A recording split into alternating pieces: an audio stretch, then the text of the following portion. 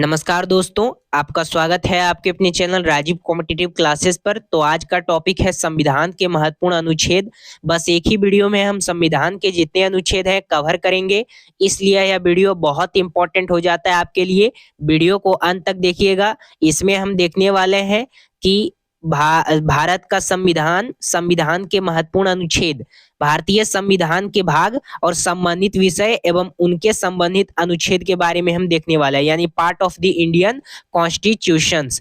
तो देखिए, मैं आप लोगों को बता देना चाहता हूँ संविधान के जो महत्वपूर्ण अनुच्छेद आते हैं, इसमें संविधान में 22 भाग, 395 अनुसूचियां हैं और 12 अनुसूचियां हैं। यहाँ पे संविधान में 22 भाग, 395 अनुच्छेद है और 12 अनुसूचियां हैं, और इसमें मूल रूप से 395 अनुच्छेद हैं, लेकिन यहाँ पे 470 अनुसूचियां हैं, यानी अनुसूची है।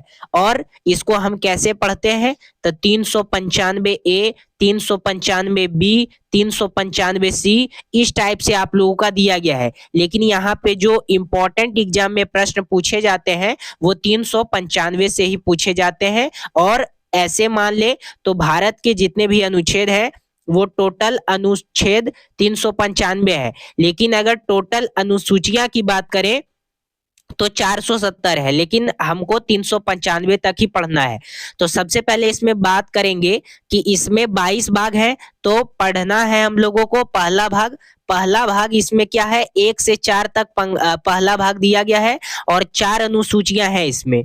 और इसमें क्या बताया गया है, संघ एवं उसका राज्य क्षेत्र का इसमें वर्ण किया गया है।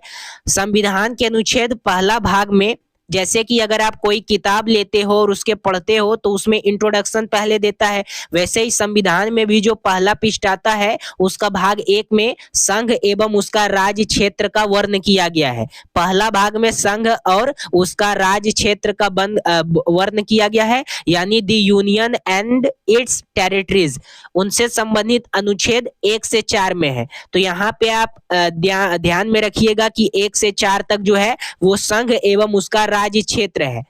अब यहाँ पे इसमें सबसे पहले अनुच्छेद 1 में भारत राज्यों का संघ है, इसका वर्ण है।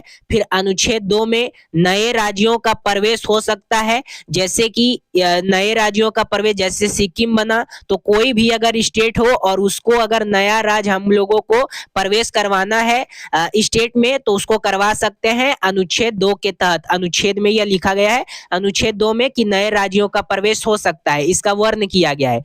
अनुच्छेद 3 में कहा गया है कि राज्यों के क्षेत्रों, सीमाओं और नामों में परिवर्तन, यानी राज्य के क्षेत्र और सीमाओं का नामों में परिवर्तन किया जा सकता है, इसका भी वर्ण उसमें किया गया है।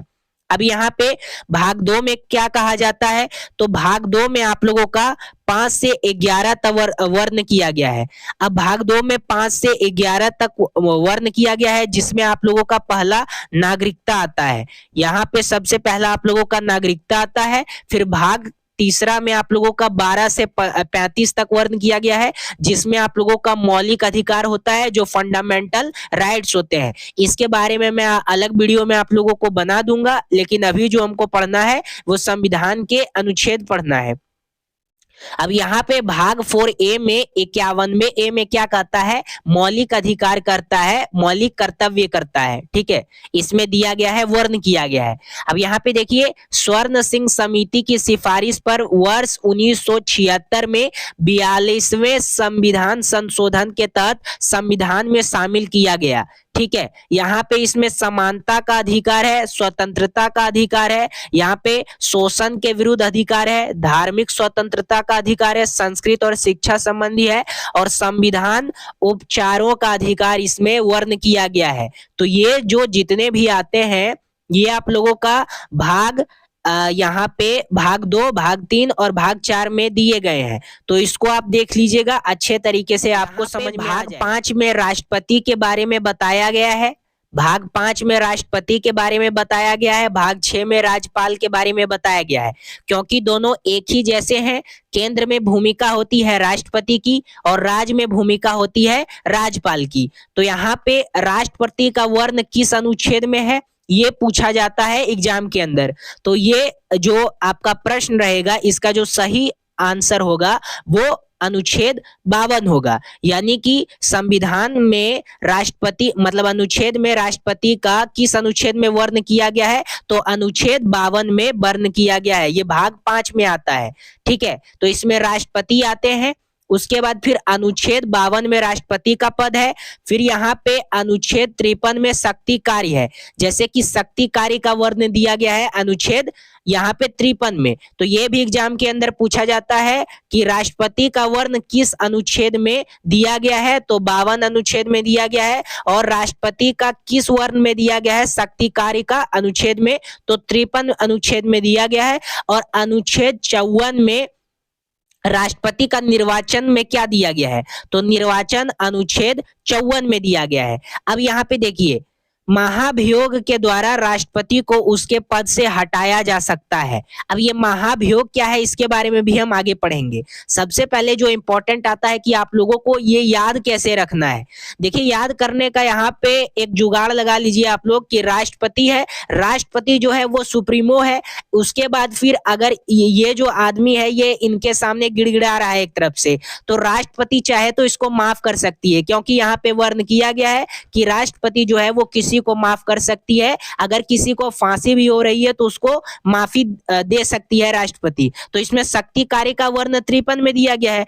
और इस टाइप से देखिएगा तो राज्यपाल का भी आप लोगों को सही तरीके से आप लोग याद कर लीजिएगा। कैसे, अनुच्छेद 153 में राज्यपाल पद दिया गया है। राज्यपाल पद किसमें दिया गया है, अनुच्छेद 153 में। और अनुच्छेद 53 में शक्ति कार्य का राष्ट्रपति का दिया गया है। तो इससे कंपेयर कर सकते हो कि एक लगा लीजिएगा इधर तो 53 हो जाएगा। तो 153 में राज्यपाल का पद दिया गया है और अनुच्छेद 53 में शक्ति कार्य दिया गया है राष्ट्रपति का। अब यहाँ पे अनुच्छेद 154 में शक्ति कार्य दिया गया है राज्यपाल का, तो उसी टाइप से अनुच्छेद 54 में निर्वाचन दिया गया है राष्ट्रपति का। अनुच्छेद 155 में निर्वाचन दिया गया है राष्ट्रपति का। यानी एक एक अंक आप बढ़ा लोगे तो आप लोगों का सही रूप से याद हो जाएगा आप लोगों को, ठीक है। अब यहाँ पे देखिए, अनुच्छेद 61 में क्या कहता है, महाभियोग। अब महाभियोग क्या होता है, महाभियोग के द्वारा राष्ट्रपति को उसके पद से हटाया जा सकता है। जी हाँ, राष्ट्रपति को क्या हटाया जा सकता है, तो हाँ, उनको हटाया जा सकता है उनके पद से। हालांकि अभी भारत में किसी भी ऐसे राष्ट्रपति नहीं है जिनको महाभियोग लगा के हटाया गया हो। अब राष्ट्रपति के पास पावर होती है तो वो किसी को भी क्षमा कर सकती है। राष्ट्रपति के पास पावर दी गई है कॉन्स्टिट्यूशन में, तो वो किसी को भी क्षमादान कर सकती है। ये अनुच्छेद 72 में दिया गया है और महाभियोग अनुच्छेद 61 में दिया गया है। अब यहाँ पे प्रश्न इसी पूछ लिया जाता है प्रश्न कि बताइए कि राष्ट्रपति को महाभियोग द्वारा लगा के उनके पद से क्या हटाया जा सकता है, कौन से अनुच्छेद में, तो 61 अनुच्छेद के तहत उन लोगों को हटाया जा सकता है राष्ट्रपति को। और अनुच्छेद 72 के अंतर्गत राष्ट्रपति के पावर होती है तो वो क्षमादान दे सकती है। अब यहाँ पे देखिए, अनुच्छेद 123 में क्या कहता है, अनुच्छेद 123 में क्या होता है, जब लोकसभा और राज्यसभा की बैठक ना चल रही हो, जब देश में जरूरी कानून की आवश्यकता होती है, तब उसे अध्यादेश कहते हैं अनुच्छेद 123 के तहत। और अनुच्छेद 143 में सुप्रीम कोर्ट से सलाह लिया जाता है। तो ये यहाँ पे जो भी मैंने आप लोगों को बात बताई, ये आप लोगों का आता है राष्ट्रपति और राज्यपाल का। राष्ट्रपति और राज्यपाल को अगर कंपेयर करें तो यहाँ पे बता दूं, क्योंकि दोनों एक ही जैसे हैं, केंद्र में भूमिका होती है राष्ट्रपति की और राज्यपाल की भूमिका होता है स्टेट में। तो राज्यपाल जो होता है, राष्ट्रपति जो होते हैं उनको नियुक्त करते हैं राज्यपाल को। तो यहाँ पे इसलिए आप राज्यपाल और राष्ट्रपति को कंपेयर करके याद कर सकते हैं अनुच्छेद को। अब यहाँ पे उपराष्ट्रपति देखेंगे तो उपराष्ट्रपति के बारे में बता दूं, यहाँ पे प्रश्न पूछा जाता है कि उपराष्ट्रपति का पद भारतीय संविधान के अनुच्छेद किसमें वर्ण किया गया है, तो अनुच्छेद 63 में उपराष्ट्रपति का पद का वर्ण किया गया है और अनुच्छेद 64 में राज्यसभा के सभापति के रूप में कार्य का वर्ण किया गया है। यहाँ पे बता देना चाहता हूँ, उपराष्ट्रपति को यहाँ पे जो पेमेंट दिया जाता है वो राज्यसभा के सभापति के रूप में कार्य करते हैं, तभी उनको पेमेंट मिलता है। प्रधानमंत्री और मुख्यमंत्री, जैसे कि मैं इस टाइप से आप लोगों को बता रहा हूँ ताकि आप लोगों को अच्छे तरीके से रिकॉल होते चले, अच्छे तरीके से आप लोगों को याद हो जाए। क्या अंतर है? तो देखिए यहाँ पे अनुच्छेद 74 में मंत्रिमंडल के तहत प्रधानमंत्री का यहाँ पे अनुच्छेद 74 में दिया गया है, और अनुच्छेद 75 में प्रधानमंत्री का वर्ण है, अनुच्छेद 76 में महान्यवादी का वर्ण दिया गया है। अब यहीं पे मुख्यमंत्री का क्या दिया गया है, तो यहाँ पे -11 कर लीजिएगा। अनुच्छेद 163 में मंत्रिमंडल का दिया गया है मुख्यमंत्री का, अनुच्छेद 164 में मुख्यमंत्री का वर्ण किया गया है, और अनुच्छेद 165 में महाधिवक्ता का वर्ण किया गया है। तो ये प्रधानमंत्री आ जाता है और ये मुख्यमंत्री आ जाता है। अब यहाँ पे प्रधानमंत्री और मुख्यमंत्री जो है इसको आप थोड़ा अच्छे तरीके से ये बस 3-3 अनुच्छेद याद कर लीजिएगा, सही रूप से आप लोगों का हो जाएगा। बेसिकली जहां से प्रश्न पूछा जाता है वहीं से मैं आप लोगों को हैं। यहाँ पे आप लोगों का सरल शब्द में कहें तो अनुच्छेद 79 में क्या कहता है, अनुच्छेद 79 में सांसद का वर्ण दिया गया है, और अनुच्छेद 80 में राज्यसभा का वर्ण दिया गया है, अनुच्छेद 81 में लोकसभा का वर्ण दिया गया है, और अनुच्छेद 168 में विधानमंडल का वर्ण है, अनुच्छेद 170 में विधानसभा का वर्ण है, और अनुच्छेद 175 में विधान परिषद का वर्ण दिया गया है। अनुच्छेद 100 में निर्णय मत का वर्ण है, अनुच्छेद 108 में संयुक्त अधिवेशन का मत है, अनुच्छेद 110 में धन अधिवेशन का वर्ण है, और अनुच्छेद 112 में बजट का वर्ण है, और अनुच्छेद 116 में लेखानुदान का वर्ण है। ये प्रधानमंत्री आ जाता है और ये मुख्यमंत्री आ जाता है। मुख्यमंत्री के अंतर्गत, प्रधानमंत्री के अंतर्गत और मुख्यमंत्री के अंतर्गत इधर दिया गया है, इधर प्रधानमंत्री के अंतर्गत दिया गया है कि किस किस वर्ण में कहाँ कहाँ है। देखिए अनुच्छेद 168 के तहत विधानमंडल है, अनुच्छेद 170 के तहत विधानसभा में है, अनुच्छेद 175 के अंतर्गत विधान परिषद में है, और अनुच्छेद 117 के अंतर्गत विधायक है। अब यहाँ पे मैं बता देना चाहता हूँ आप लोगों का जो अनुच्छेद है इसमें एक आ जाता है कि प्रधानमंत्री और मुख्यमंत्री जो है राष्ट्रपति और राज्यपाल दोनों एक तरह के होते हैं। राष्ट्रपति केंद्र में होते हैं और राज्यपाल जो होते हैं वो स्टेट में होते हैं। इसी टाइप से प्रधानमंत्री और मुख्यमंत्री भी होते हैं। तो इसीलिए मैं राष्ट्रपति और राज्यपाल का आप लोगों को एक जगह बताया और प्रधानमंत्री और मुख्यमंत्री को एक जगह बताया ताकि आप लोगों को। अब यहाँ पे सुप्रीम कोर्ट का वर्ण किसमें है और हाई कोर्ट का वर्ण किसमें है, तो देखिए सुप्रीम कोर्ट पहला स्टेट जो आता है आप लोगों का डिस्ट्रिक्ट कोर्ट आता है, डिस्ट्रिक्ट कोर्ट में होता है, फिर उसका हाई लेवल जो होता है आप लोगों का वो हाई कोर्ट होता है। हाई कोर्ट के बाद सबसे जो पूरा देश का सबसे हाई लेवल होता है वो सुप्रीम कोर्ट होता है। सुप्रीम कोर्ट अगर कुछ भी बात बोल देती है तो वो पूरे भारत पे लागू होती है। तो अनुच्छेद 124 में एससी का गठन दिया गया है, यानी शेड्यूल क्लास का गठन दिया गया है। अनुच्छेद 131 के अंदर शेड्यूल क्लास के अधिकार का मतलब शेड्यूल क्लास के राइट्स का अधिकार दिया गया है। अनुच्छेद 148 के अंदर सीएजी की नियुक्ति का वर्ण दिया गया है। अब यहाँ पे हाईकोर्ट में देख लेते हैं तो अनुच्छेद 214 में राज्यों के लिए हाईकोर्ट का वर्ण दिया गया है और अनुच्छेद 216 में एससी का, अनुच्छेद यहाँ पे 239 में मतलब 49 में राज्य सूची विषय पर कानून बनाने की शक्ति का वर्ण दिया गया है। अनुच्छेद 250 में आपातकालीन के दौरान राज्य सूची विषय पर कानून बनाने की शक्ति दी गई है और अनुच्छेद 262 में नदी जल विवाद का वर्ण दिया गया है और यहाँ पे अनुच्छेद 263 में अंतर्राष्ट्रीय परिषद का वर्ण दिया गया है। अनुच्छेद 280 में वित्त आयोग का वर्ण दिया गया है और अनुच्छेद 312 में अखिल भारतीय सेवा यानी कि आईएएस यानी Indian administrative service, IPS Indian police service और आईएफएस यानी इंडियन फॉरेन सर्विस या फॉरेस्ट सर्विस का वर्ण दिया गया है। अनुच्छेद 315 में संघ एवं राज्य के लिए लोक सेवा आयोग का वर्ण दिया गया है, यानी अनुच्छेद 315 के तहत संघ लोक सेवा आयोग और राज्य में जो लोक सेवा आयोग होता है उसका यहाँ पे वर्ण दिया गया है अनुच्छेद 315 में। और इसी के तहत सुप्रीम कोर्ट और हाई कोर्ट ये आ जाता है और केंद्र संबंधी जो होता है वो यहाँ पे होता है। आईएएस, आईपीएस, आईआरएस, आईएफएस जो भी होते हैं यानी जो संघ लोक सेवा आयोग से बनते हैं वो केंद्र के आदमी होते हैं, उनका जो जो भी नियुक्ति होता है वो राष्ट्रपति के तहत होता है। और यहाँ पे जो आप लोगों का हाई कोर्ट, यहाँ पे आप लोगों का बता दें, जो स्टेट पीसीएस होता है वो स्टेट में पे हम बात कर लेते हैं निर्वाचन आयोग का। निर्वाचन आयोग के बारे में बात करें तो अनुच्छेद 324 में निर्वाचन आयोग का वर्ण दिया गया है। राज्य भाषा में क्या वर्ण दिया गया है, तो अनुच्छेद 345 में हिंदी और लिपि देवनागरी का वर्ण दिया गया है। चूंकि देखा जाए तो भारत का कोई भी राष्ट्र भाषा नहीं है, भारत का सिर्फ राज्य भाषा है, और अनुच्छेद 343 के अंतर्गत हिंदी का वर्ण दिया गया है और लिपि देवनागरी रखा गया है। अब यहाँ पे आपातकाल क्या होता है, देखिए अनुच्छेद 352 में राष्ट्रीय आपातकाल का घोषणा किया जा सकता है, इसका वर्ण दिया गया है। अगर कोई स्टेट में सही से काम नहीं हो रहा है और अगर चाह रहे हैं कि आपातकाल लगाया जाए तो उसको लगाया जा सकता है, यानी कि राष्ट्रीय आपातकाल उसको कहेंगे।